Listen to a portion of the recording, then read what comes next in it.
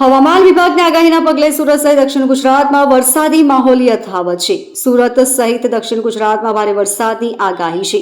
Causeway ઓવરફ્લોના કારણે 7 રસ્તાઓ બંધ. માંડવીના 6 અને માંગરોળના 1 રસ્તાનો સમાવેશ. પાણી ઉતરતા રસ્તો ફરી શરૂ કરવામાં આવશે.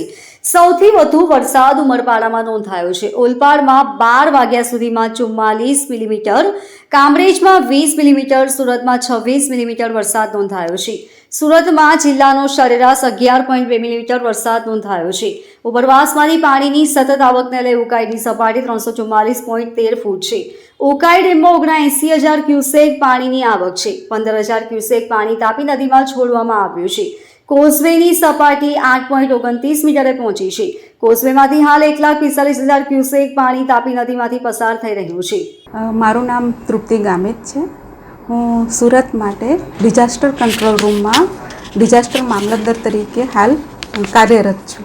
મેડમ, હાલ જે રેડ એલર્ટ ગઈકાલે એટલે કે 27મી સપ્ટેમ્બરના રોજ આપણા દક્ષિણ ગુજરાતની અંદર અને ખાસ કરીને સુરત માટે રેડ એલર્ટ જાહેર કરવામાં આવ્યું હતું. એટલે કે ભારેથી અતિભારે વરસાદ છૂટાછવાયા સ્થળે પડવાની શક્યતા હતી. જ્યારે આજની તારીખે જોઈએ છે તો છૂટાછવાયા સ્થળોએ ભારે વરસાદ એટલે કે યલો એલર્ટ આપવામાં આવ્યું છે.